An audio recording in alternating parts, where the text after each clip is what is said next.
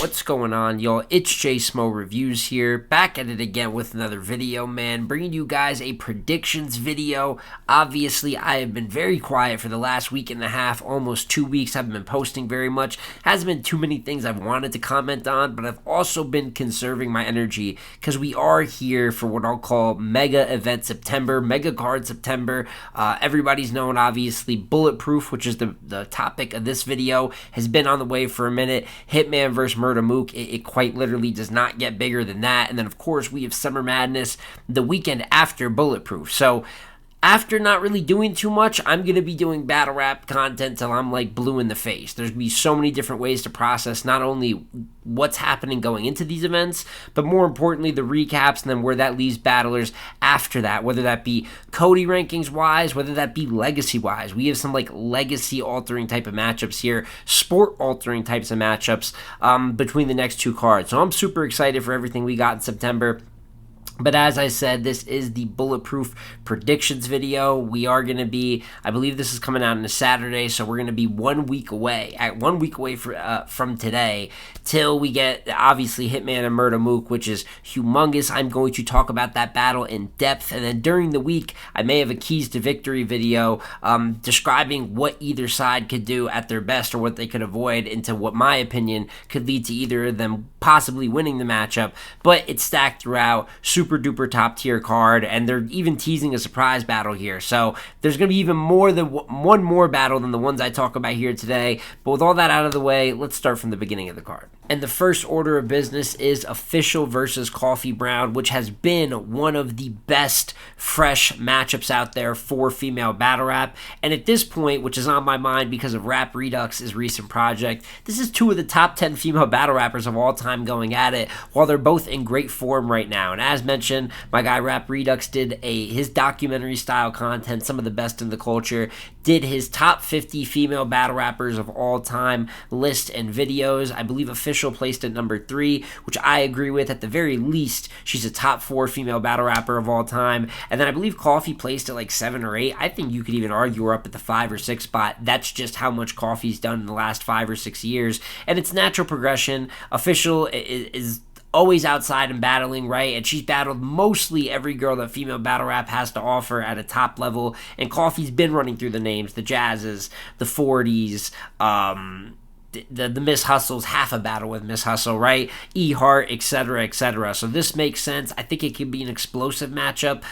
You look earlier this year to a battle like Coffee Brown versus Prestavia. Now, every matchup isn't the same, and I mean, I had Prestavia beating Official when they battled, so obviously I think Prestavia at her best reaches a certain ceiling maybe no other girl but Jazz can reach right now. But Coffee damn near matched her in that battle. Obviously ended up being a judge loss, but it's an example of Coffee versus a high-level power puncher within female battle rap. So I love the matchup for that reason, and like I believe I stated here in the beginning talking about this, they're both in good form right now. I believe last year for the Wody panel and discussion, that was Official's first time making the list. Her and Vixen was fantastic. She obviously had a big win over Loso, and then Coffee is just always working. You know, sometimes whether I have her winning or losing the battle, there's usually always like an effort, a performance with high effort put into it. Prestavia battle, like I said, had a judge loss. Some people still have it as the best battle of the year. For me, it is clearly the best female battle of 2025 so far. And that's not to mention things like the A-Ward battle, quietly 30 Swamp over there on T-Top's card. And there's just so much more work. I can't remember it all off the top of my head. So you have Official, who after a little down period, remember when she lost to Cortez, she was stumbling a bit more. Her breath control was really becoming an issue in her battles. She's looked like the best she's looked in a minute. And then Coffee is just, you can always bet on Coffee being good on a card like this. So everything makes sense for the matchup. I'm a fan of it. And it's really a toss-up. You know, I do think Official, being that she is the best female puncher of all time, if she's able to chain together a certain level of haymakers, it can just overwhelm her opponent with explosiveness. And there's definitely the potential of that. But it is hard to just clearly beat Coffee Brown. Jazz didn't do it. Many of male battlers couldn't do it. At times, I had her beating Jazz in that battle. I had her edging that battle. You look at something like her T-top performance, which is something that people always mention when it comes to her. Shit, she beat Geechee Gotti when they finally got that grudge match done. So I'm going to go Coffee Brown 2-1 edge. I can see it being a very close battle. I just think if I have to compare Coffee, while they're both in great form right now, just out is just better. At this moment, I just think she's a little bit better, but at this level, we're splitting hairs when we use terms like that. I just think that she's improved a little bit more in the last couple years to her current form, because obviously Official is the legend that she is, but you can't really go wrong either way with it. But I'm going to go Coffee Brown 2-1 edge, just more of a well-rounded battler in 2025. Then we have Arsenal versus Jazz the Rapper, who obviously I was just speaking of. This is my least favorite matchup on the card by a large margin at that, and I think this is going to be more of a showcase than it is a battle. I have Jazz the Rapper 3-0. And it's just a tale of two different paths at the moment. You have Jazz, who is incredible when she pops out. The Coffee battle, even though I would have had Official and Vixen last year winning it, her versus Coffee won female battle for 2024, the best female battle of 2024 for the Wody Awards. And then on top of that, she's battling male legends and going crazy. Her performance versus Tay-Rock is just perfection. Also won Performance of the Year. She is still the best female battle rapper and really one of the absolute best in the world. And we're talking about a pound for pound, take the years away, just skill set. You can't name 10 battlers right now better than Jazz the Rapper. Some people, you can argue, you probably can't even name 5. She's just that good. And you have Arsenal, who you can never, ever take away from what his name is, the legendary status. His name does not look out of place on a Bulletproof flyer, you know what I'm saying, or any flyer it pops out on. 100 million view battler, but he loses a fuck ton. It just is what it is, and it's not consistent to situation. He loses big battles. He loses small battles. He loses versus men. He loses versus women. And whether he shows up clean, which a lot of times he's not showing up clean, but even when he shows up with 3 rounds, he can give a more competitive performance, but it's just a safer bet to predict against Arsenal than it is to predict with Arsenal. And I think if you are an Arsenal fan and you're trying to find any way to kind of argue for him here, in his recent battles versus women, or at least in general what his record is versus the top women of all time, people will look at the Official performance, who is the sole clear loss that Jazz has in her career, and be like, well, if Arsenal beat her, why isn't it possible? And the legend that he is, if he does show up with one of those, as people always mention, Geechee Gotti level performance, Official level performance, as some people even put the twerk battle in that conversation, he can't compete, but I feel like that's catching a bit of lightning in a bottle. You can just say that about any performance, you know what I'm saying, against any opponent he has coming up, but if he choked versus Murda Mook and gave those last 2 rounds the way that they were, and I thought after a great first really let his foot off the gas, I'm going to question his motivation going into any battle. I feel like Jazz is a better writer at this point in her career. She's a better performer in what could be 1,000 people in the venue for this battle, and she's absolutely a better angler, which I think is going to be her main course of attack on her way to this victory. So not only do I have Jazz beating Arsenal, this could be the most dominant result of any battle that goes down on Bulletproof. Next is Av versus T-Rex. This is just a very good undercard matchup for a card of this magnitude. Both top-tier battle rappers, both have been giving good, if not great, amazing work in the case of Av. Some of these T-Rex performances the same in recent years. Fresh matchup. They both wanted to battle each other. But the big deciding factor for this one going in for me is simply the amount of people that are going to be in the building. I know that this venue at max holds 1,000 people. I believe this card sold out quite a long time ago, and it is, I'm hearing, going to be shot pit style, so a little bit advantage Rex there, or at least helps Rex, because I think that is where he delivers his best performances. He's the most comfortable. The material and delivery is perceived the best, but the few times that Rex has struggled in the last few years, it is bigger stages, right? The chess battle, the first round, or the first time they ran it, he was getting smoked. Battle obviously goes down to small room on the redo, and he does really good there.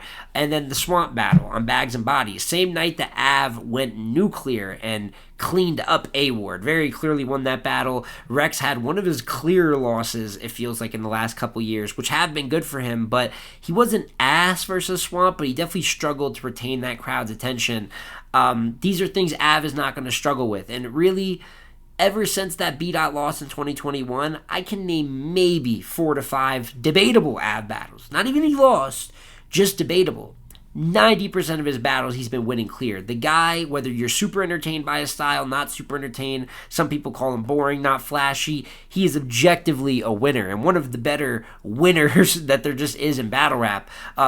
He's going to have more firepower than T-Rex. He can control that room a little bit better than T-Rex. The one advantage, I think Rex is a better pure rapper by a little bit than Av, but there's just too many things going in Av's favor, and just the form that he's been in. I don't bet against Av for real. So I think Rex is going to be good. Either his first or his third could be explosive and meet Av up there. So I'll go Av 2-1, but it could very well be Av Gentleman's 30 even versus a good T-Rex. That's just the way that Av's been handling things as of late. Then from there, we have Holla to Don versus Swamp. Now this is one where I actually like the stylistic matchup of it, because I mentioned this for some matchups.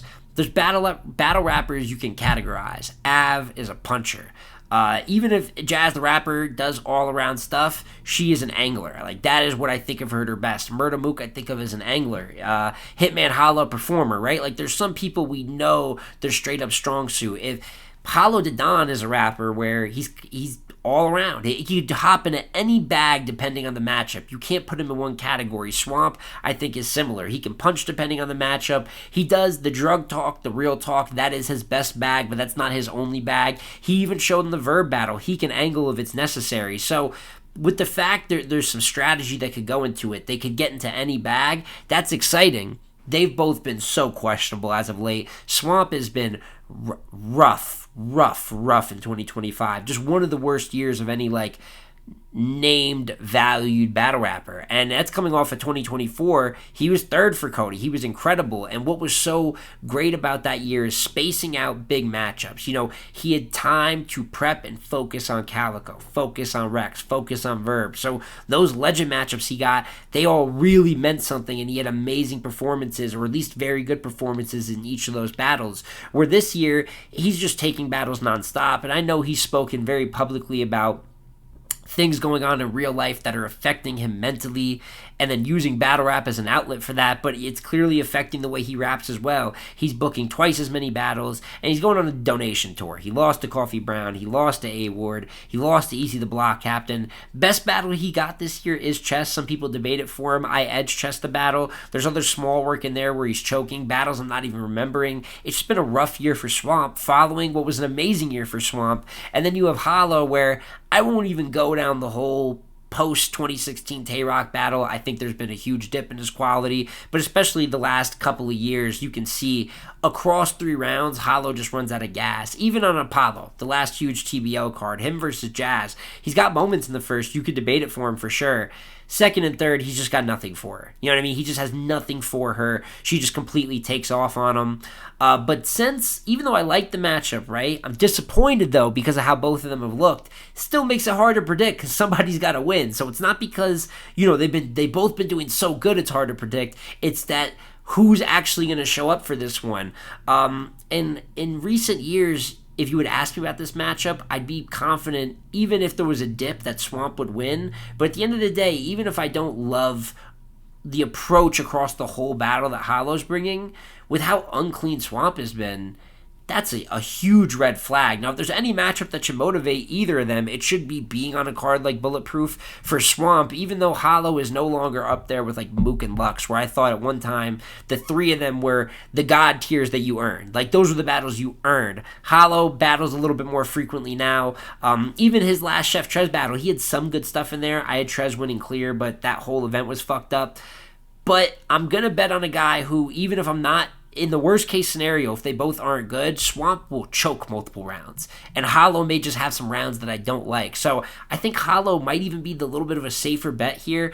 Battling in Houston, he's saying it's going to be his last battle in Houston. He's typically gotten some more love when he battles there. Little worried about the matchup quality-wise. And I think Swamp at his best is better right now nowadays than Holla to Don. But with the way they battled, I'm not expecting the best. So I'm going Holla 2-1. I'm going to go Edge.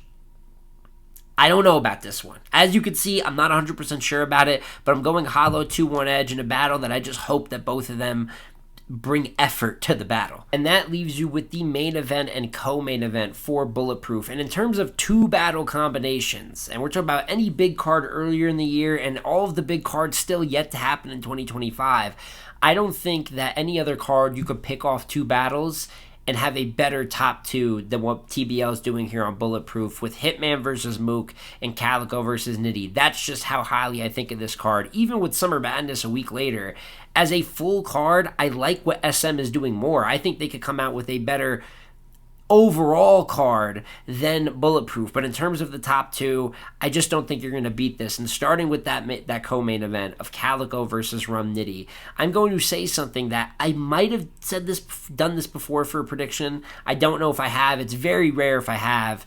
But I am predicting a classic. I think Calico versus Rum Nitty has classic potential, and I think it will be a classic battle. Now, my bias when I say that, abso-fucking-lutely. These are my two favorite battle rappers of all time. They happen to be two of the best ever, but they're also my two personal favorites. And I've been asking for this matchup before they went back and forth these last couple times to get like the general consensus excited for it.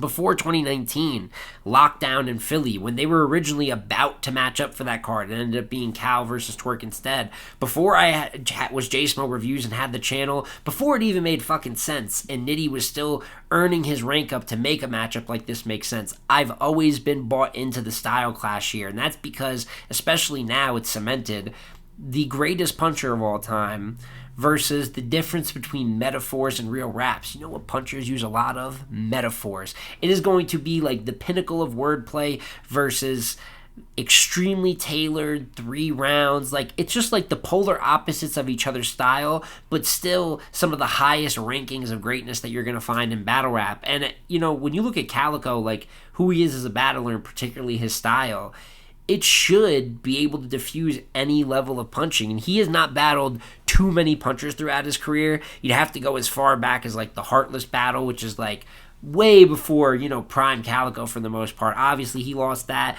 You look at the Fonz one-rounder in Cleveland a couple years ago. He really was sliding in that battle. But, you know, he hasn't battled the likes in his career of a Khan, a Beat Magic. He hasn't battled Av, which could be a likely matchup either later in the year or going into next year for him. And he hasn't battled a Rum Nitty. So Calico's made some statements like, a puncher could never beat me. Technically one has, but then again, you just haven't matched up with a lot of the top punchers, which I'm not saying that in like a ducking manner either, because Calico always has big matchups that he's in. I just don't think that, particularly with some of the bigger punchers of all time, it's ever naturally led up to that being like a need in the moment. But now we're here, and he does have a style that should be able, at its peak, to diffuse a Rum Nitty. But Rum Nitty is just so powerful of a puncher that he's versed some of the best anglers, pure rappers, most tailored battlers of all time. He hasn't won them all, but he has a great debate in most of these battles, and he definitely has won some of them, if not had classic battles like he did versus Iron. I had him beating Jazz the Rapper. I had him beating T-Top, and these are some of the better anglers ever as well. So it's one of those where if they're at their peak form, it is going to be a preference battle. They are just that good that it'll be hard to differentiate. What do you want? The best of this or the best of this is still the best of something, and it makes it extremely hard to predict. So anyone that is taking Calico in this battle, how could I ever be mad at that? Especially if you look at something like Calico versus Swamp and how incredible he was in that battle. Different kind of matchup, but special in that setting, and faced Nitty's EFB teammate in Houston as well. This battle's going down to Houston. He did face Geechee Gotti, and I actually did have him winning that matchup versus a Gotti who actually didn't feel all the way locked in all 3 rounds, which was a huge mistake. I could try to find any little differentiating reason, but like I said, I could see it being classic and preferential. But if I had to pick, I'm going to go Rum Nitty 2-1 edge. It's just, I'm big on peaks of battles, the best bars that I end up walking away with, and he's just a quotable machine. More times than not, he's going to have those peak moments of the battles. Can Calico break down Nitty? And does he have similarities to some of the rappers that have beaten a Nitty, like a Reed Dollars or a Beat Op before, where the rapping ability is just so advantage him, like at an all-time high? He's one of the best pure rappers ever. So if he's able to do that, take the attention off this amazing wordplay and make it about more the real-life substance and breaking down Nitty directly, that path is there. But for me, even though I think it is going to be as close as possible, like I said, Nitty is never a bad bet, and it's a bet I feel comfortable with going into the battle. So even though I have it extremely debatable, battle of the night, I see it being a classic. I'm rolling with the Alien 2-1 edge, and that leaves you with not just the main event of Bulletproof, but the main event of main events, and that is Hitman Holla versus Murda Mook. This is a god-tier grudge match. When are we going to get another one of these? If we get another one of these, I don't know, but it is a god-tier, two god-tier battlers that truly have disdain or disrespect for each other career-wise at the highest of levels. This has been voiced. Their face-off was fantastic. Even though I feel like at times leading up to this event, it has been a little under-promoed where either one of them will go quiet for periods of time. The face-off was dynamite. They've obviously exchanged words for years now, so it's like, how much can you say until you get to the battle itself?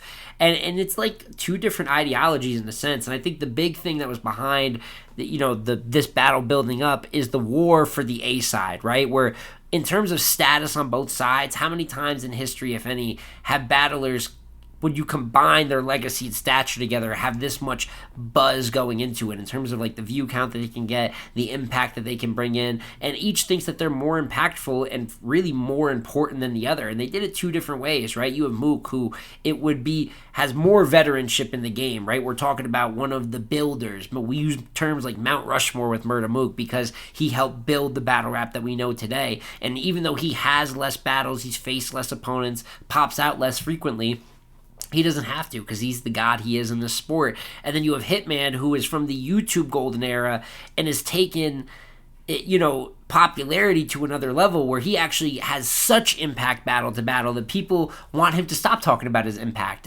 Per battle, he has the most views per battle of any battle rapper of all time, clocking in at over 2 million. I think Surf is the only one kind of even near him in that conversation, to be honest with you. Every time he pops out, many times he has some of the most viewed battles on any given league, most viewed battle in URL history, most viewed battle in RBE history. He's even, and it went as far to having bags and bodies now, putting on his own humongous SM level events. So, he's created his own legacy where even though he came in later than Murda Mook, he's got a stature where he feels like, what the fuck can Mook tell me about impact and actually like being the show? These people come for, statistically, watch me more. And that's just what it is now. So you have this war of the A side where Mook thinks that rap-wise as well, Hitman represents performance, which is cool, but he just cannot fucking rap with him. And Hitman's like, I just happen to create this lane of performance, but I could still whoop you in any asset of battle rap. This is what it's all about. They both think that they are 1,000% better than each other, going to expose and kill each other within the battle. And that's going to create a storyline going into it, within itself during the battle, and I'm sure post-battle, unless there is a historically one-sided ass whooping, which would lead to all-time bragging rights. It's hard to say legacy shifting when we're talking about two genuine GOAT candidates, but a win like that only strengthens the case of guys who you could very well say either of them might be the best battle rapper of all time, depending on who you talk to.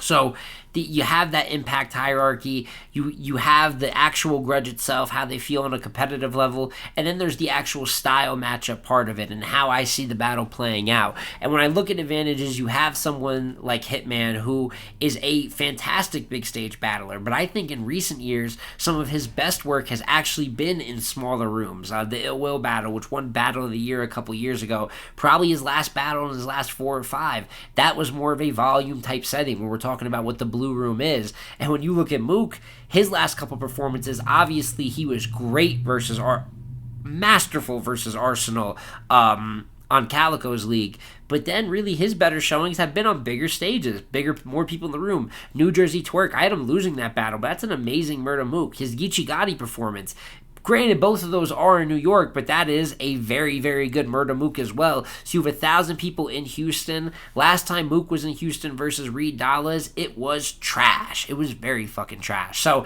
there is going to be some kind of jokes or even question marks there. I think even though Mook is the legend he is, being outside a little bit more, even if you're a legend, you need reps to stay warm. And I think that the days of like a Reed Dollaz level performance from him are behind him. I don't think we're going to see a low like that again, at least not in the soon future. Definitely not for this battle. So it's one of those where I think Mook is a little bit not more equipped than Hitman right now for a room of this size, but Hitman does not have this like humongous advantage just because it's going to be a little bit more stage like or a bigger type of room as well. But I also think that Murda Mook, in terms of just like wordplay, like in terms of creativity on a wordplay level, he does outdo Hitman in that category. And I think that's the part where Mook is like, I just say better shit than you. But Hitman is an extremely underrated angler, which while Mook is maybe the best of all time at that category, Hitman is not all that. I view Hitman as one of the better anglers of all time as well. They have that ability to completely break someone down in front of them. The storytelling is there. Like, older era elements of battle rap that we've kind of went away from as a culture, they still can cultivate at the highest level and bring that attention in. But I can understand some people going advantage Mook because of the fact that if it just came down to bars, like where, you know, punches, schemes, things like that, Mook is better in that category. But I think if it is going to be a war of angles, which grudge matches usually are, while that, and maybe I'll save that for keys to victory, you know, little preview into something I might talk about there. If it is going to be a war of angles, though, while that may matter, it's going to be a matter of who breaks down their opponent the best compared to the other. And I like what Hitman could do going into this battle because it is a war of the A-sides, and I think something that gets lost in it is Hitman is the bigger battle rapper right now. Some people I've seen say, like, Hitman can get more views, but Mook will always mean more, like, to the culture itself, and I'm not mad at that, right? In terms of, you know, Mook's DNA is engraved into what actually made this sport the sport it is. But at the same time, it's a war of the A-sides, and I'm bigger than you. I can always use that angle to my advantage. And on top of the fact that Hitman has tons of history he's put in. He's been on more SMs, more Gnomes. We talked about on different all-time leagues, he has their highest viewed battles. People are going to say, oh, you can't hide behind numbers and money talk. And obviously he can't overdo it because he will lose if he overdoes it. In some other battles, he can get away with it a bit because he usually has so much more status than the opponent in front of him. People aren't going to want to hear that all 3 rounds, but can it be mixed in creatively to create a difference in terms of we're both GOATs, but you created it, I took it to the next level. There's a great convo that could be had there where I think it is advantage Hitman a little bit in that subject matter. On top of that, Hitman does have the performance factor. Even though wordplay, scheme, punchline-wise, Mook is better in that category, in terms of pure rapping, it's almost a wash because they are both so fucking good at it. That is not to discredit one or the other, to say, like, they're both so good at it that if it comes, it's not like Mook could just wrap circles around Hitman and Hitman couldn't keep up in terms of flow, cadence, flow switching, and things of that nature. It's a hard one to call as well. I'm giving all of these reasons on this battle, and there's still going to be people that could call it and disagree for completely different reasons than even the ones I'm bringing up. When it's a battle this big, there's too many different ways to view it.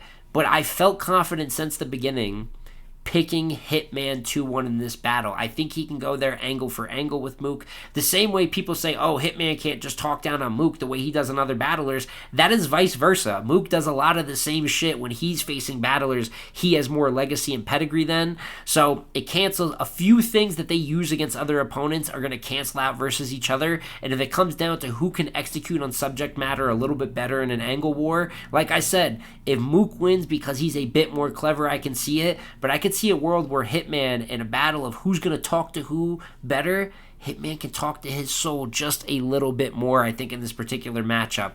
If I'm wrong, I'm wrong. I know Mook fans out there are going to say I am absolutely fucking crazy.